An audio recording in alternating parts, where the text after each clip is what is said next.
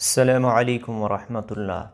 اگر کوئی شخص فجر کی نماز قصداً چھوڑ دے یعنی جان بوجھ کر چھوڑ دے تو آیا اس کی قضا ہے یا نہیں، یعنی اس شخص پر اس کی قضا لازم ہے یا نہیں۔ تو یاد رکھنا کہ فرض نماز کو چھوڑنا قصداً یہ بہت بڑا گناہ ہے۔ حضور پاک صلی اللہ علیہ وسلم فرماتے ہیں من ترک الصلاۃ متعمدا فقد کفر، کہ جس نے جان بوجھ کر فرض نماز کو چھوڑ دیا تو اس نے کفر کیا۔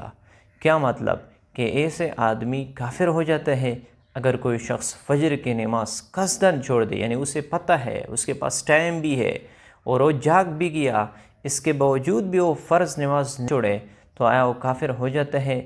تو جمہور علماء کرام فرماتے ہیں کہ کافر تو نہیں ہوتا ہے لیکن کفر کے قریب ہوتا ہے اور اس نے بہت بڑا گناہ کیا ہے۔ لہٰذا اسے آدمی کو چاہیے کہ اس نماز کو قضا پڑھ لے اور اللہ سے توبہ کر لے، معافی مانگے، گڑ گڑا کر روئے، کیونکہ اس نے بہت بڑا گناہ کیا۔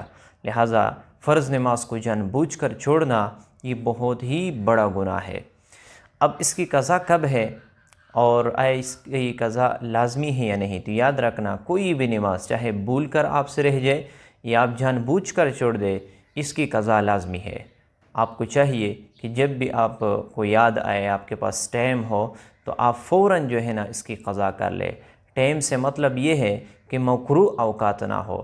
مکروہ اوقات کون کون سے ہیں؟ کہ جب طلوع فجر یعنی سورج نکل رہی ہو تو اس وقت آپ نے کوئی نماز نہیں پڑھنی ہے، نہ قضا نماز کی ادائیگی کرنی ہے، نہ نفل نماز پڑھنی ہے۔ اور اس طرح جب زوال کا وقت ہو، زوال کا وقت کب ہوتا ہے؟ جب سورج بالکل سر پہ کھڑی ہو جائے تو اس وقت بھی آپ نے کوئی نماز نہیں پڑھنی۔ اور اسی طرح جب سورج غروب ہو رہی ہو تو اس وقت بھی آپ نے جو ہے نا کوئی نماز نہیں پڑھنی، قضا کی ادائیگی نہیں کرنی ہے۔ اس کے علاوہ آپ کو جب بھی موقع ہو، جب بھی وقت ملے، آپ نے فوراً جو ہے نا قضا نماز کی ادائیگی کرنی ہے۔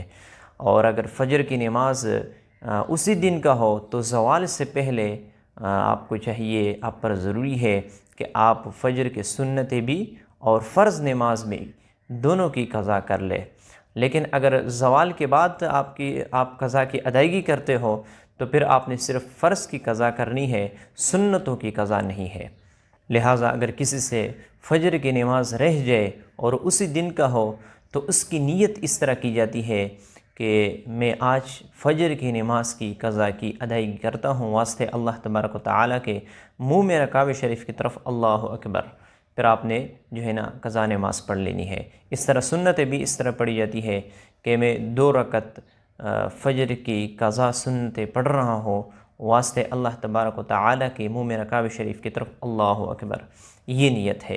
لیکن اگر آپ سے زیادہ نماز قضا ہو چکی ہو، یعنی 5 سے زیادہ ہو، زیادہ سے مطلب 5 سے زیادہ ہو، 6، 7، 50، 100 یا اس سے بھی زیادہ ہو، تو اور آپ کو دن بھی یاد نہ ہو، تاریخ بھی یاد نہ ہو، تو پھر آپ نے نیت اس طرح کرنی ہے کہ مجھ سے جتنی بھی نمازیں قضا ہو چکی ہے، مثلا فجر کی نماز ہے، مجھ سے فجر کی نماز جتنی بھی قضا ہو چکی ہے ان میں سے اول نماز کی قضا کی ادائیگی کرتا ہوں واسطے اللہ تبارک و تعالیٰ کے، منہ میں کعبہ شریف کی طرف اللہ اکبر، یہ نیت ہے۔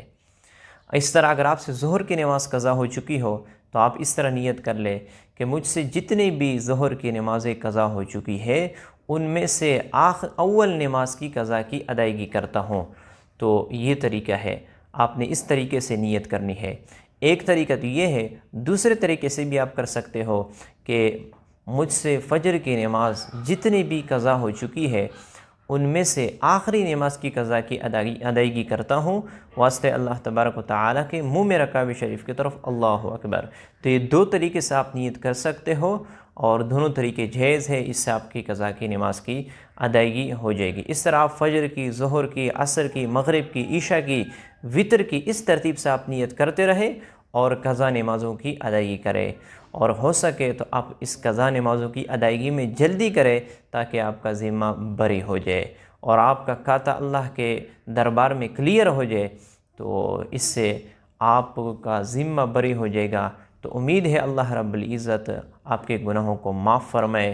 اگر آپ توبہ بھی کر لے، استغفار بھی کر لے تو امید ہے کہ اللہ رب العزت معاف کر لے۔